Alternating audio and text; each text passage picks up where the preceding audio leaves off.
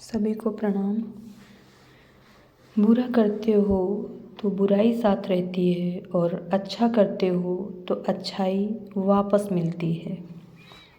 एक स्त्री प्रतिदिन जब अपने परिवार के लिए खाना बनाती थी तो एक रोटी एक्स्ट्रा बनाती थी किसी भूखे को देने के लिए। वह उस रोटी को एक खिड़की में रख देती थी। रोज एक वृद्ध व्यक्ति उसके द्वार पर आता और स्त्री उसे वह रोटी दे देती।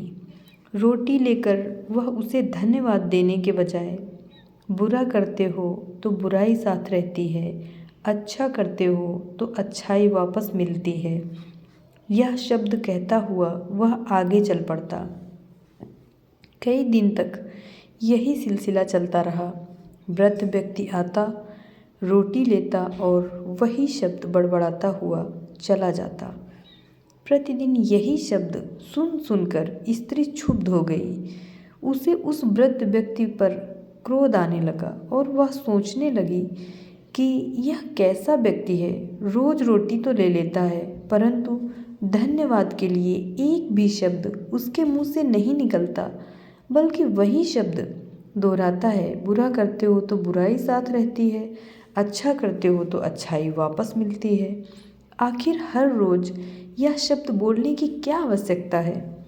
एक दिन स्त्री इतनी क्रुद्ध थी कि उसने उस वृद्ध से पीछा छुड़ाने की ठान ली। उसने सोचा क्यों न उसका काम ही तमाम कर दिया जाए। यह सोचकर उसने उस दिन वृद्ध की रोटी में जहर मिला दिया और उसे छींके में रखने के लिए चल पड़ी। जैसे ही वह छींके में या खिड़की में रोटी रखने लगी, उसके हाथ कांपने लगे। उसका ज़मीर जाग उठा और उसे धिक्कारने लगा कि यह क्या करने जा रही हो। यह विवेक आते ही उसकी आंखों से अश्रुधारा बह निकली। उसने तुरंत उस रोटी को अग्नि को समर्पित कर दिया और पुनः ताज़ी रोटी बनाकर वृद्ध के लिए खिड़की में रख दी। वृद्ध आया, सदा की भांति रोटी लेकर वही शब्द बड़बड़ाता हुआ चला गया। प्रतिदिन रोटी रखते समय वह अपने बेटे के कुशल मंगल के प्रति ईश्वर से प्रार्थना भी करती थी। उसका बेटा रोजी रोटी कमाने के लिए घर से दूर गया हुआ था और कई महीनों से उसकी कोई खबर नहीं आई थी, इसलिए वह चिंतित थी और उसके सकुशल लौटने के लिए प्रार्थना करती थी।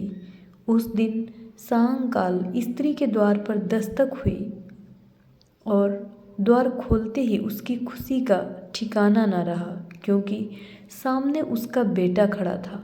उसके कपड़े फटे हुए थे और वह बेहद कमज़ोर एवं थका हुआ लग रहा था। माँ ने बढ़कर बेटे को गले से लगा लिया, परंतु उसका यह हाल देखकर उसका मन रो दिया।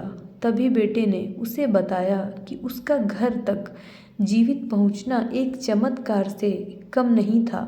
उसने बताया कि जब वह घर से लगभग 1 मील दूर था, वह भूख प्यास से इतना बेहाल हो चुका था कि चक्कर खाकर वहीं गिर गया। तभी वहाँ से एक वृद्ध व्यक्ति गुजर रहा था, जिसने उसे गिरा हुआ देखा तो उसके पास आया और उसके मुंह में थोड़ा पानी डाला, जिससे उसे कुछ होश आया। तब उसने उस व्यक्ति से खाने के लिए कुछ मांगा। वृद्ध ने उसे अपनी पूरी रोटी दे दी और कहा, रोज मैं इसे खाता हूँ, परंतु आज मुझसे ज़्यादा तुम्हें इसकी आवश्यकता है, अतः तुम ही इसे खा लो। वही रोटी खाकर उसकी जान में जान आई और वह घर तक पहुँच सका। यह सुनते ही माँ के चेहरे का रंग उड़ गया। उसे वह रोटी याद आ गई जिसमें उसने उसी दिन प्रातः जहर डाला था। यदि उसने उसे आग में न डाला होता और वृद्ध उसे ले गया होता तो वही रोटी उसके बेटे की जान ले लेती। उस समय उस वृद्ध के शब्द उसके कानों में गूंजने लगे। उसे तब उन शब्दों का वास्तविक अर्थ अच्छी तरह से समझ आया। धन्यवाद।